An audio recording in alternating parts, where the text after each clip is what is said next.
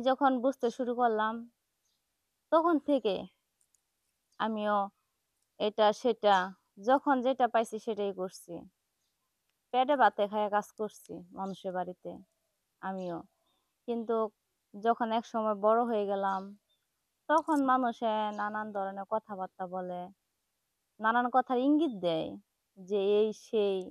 তখন মানুষের বাসা থেকে চলে আসলাম। আইসা গার্মেন্টসে ঢুকলাম। ঢুইকা গার্মেন্টসে প্রায় ৭ বছর চাকরি করছি। চাকরি করার পরে এখন সিদ্ধান্ত নিচ্ছি যে আসলে চাকরি করে আমার সংসারও চালাইছি, আমি কিছু আয় ব্যয়ও করছি। কারণ মেয়ে মানুষ, আমার বাবা নাই। বিয়ার সময় কে খরচ দিবে? কারটা কে দেখে, তাই না? হ্যাঁ, তবে এটা বলতে পারেন যে কেন তোমার কি ভাই ব্রাদার কিংবা তোমার আত্মীয়স্বজন কিংবা তোমার মামারা এরা কি নাই? হ্যাঁ, সবাই আছে। কিন্তু আসলে সবার সার্থক সবাই খুঁজে এবং বুঝে। তাই আমার মামারা থাইকাও নাই। না থাকার মতো বছরও খোঁজখবর নেয় না।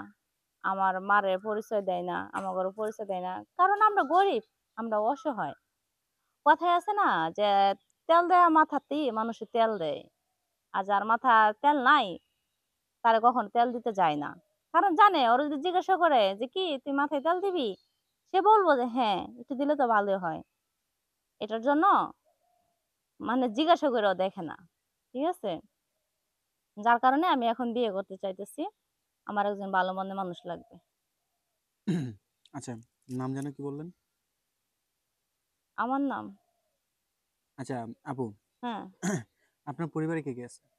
ওই যে বললাম আমার মা আছে, মা আছে। আর কেউ নাই? ছোট ভাই বোন আছে। আচ্ছা মানে এই প্রতিবেদনের খবর আপনি কোথায় পেলেন?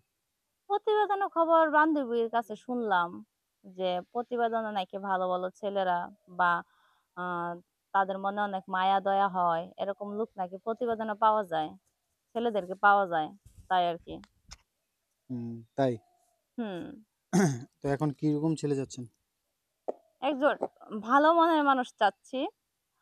সে যদি রিক্সা চালক হোক বা ভ্যান চালক হোক বা দেখা গেছে দিনমজুরও হোক, তাতে আমার কোনো সমস্যা নাই।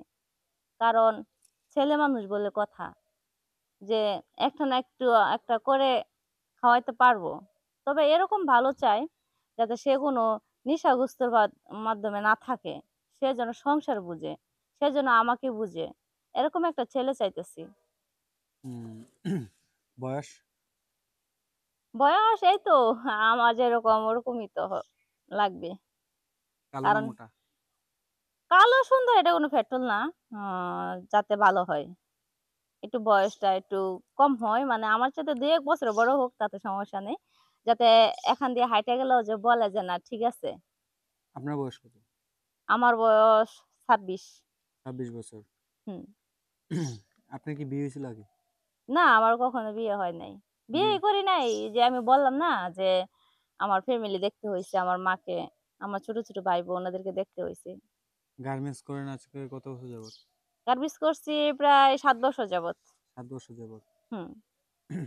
তো ওইখানে গার্মেন্টসে তো অনেক ছেলে আছে। তো তাদের মধ্যে কি কেউ আপনাকে রাজি প্রস্তাব-টস্তাব দেয়নি?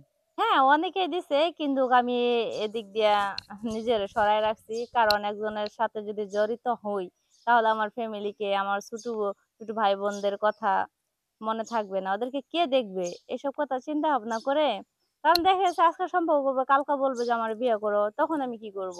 তাই এই চিন্তা করে আমি কোন ছেলের সাথে প্রেমে জড়িত হই নাই। তাই? হুম। তো এখন আপনি কি চাচ্ছেন এখন বর্তমানে? এখন আমি চাচ্ছি যে আমি একটা ছেলেকে বিয়ে করব। আমি সংসার করব। আমার ফ্যামিলি আছে, আমার ছোট, ছোট ভাই-বোন আছে। তাদেরকে একসাথে নিয়ে থাকবো। যদি এরকম ছেলে হয় তাহলে আমি বিয়ে করব। আচ্ছা আপু, আমরা প্রতিবেদন একেবারে শেষ পর্যায়ে দর্শকদের উদ্দেশ্যে আর কিছু বলার আছে? হ্যাঁ, দর্শকের উদ্দেশ্যে একটা কথাই বলতে চাই। যে আপনারা তো আমার সব কথাই শুনলেন। শোনার পরেও যদি আপনাদের কারো ভালো লাগে বা আমার বিয়ে করার ইচ্ছা থাকে তাহলে অবশ্যই আমার সাথে যোগাযোগ করবেন। আর যোগাযোগটি কিভাবে করবেন আমি সেটাও বলে দিচ্ছি। আপনার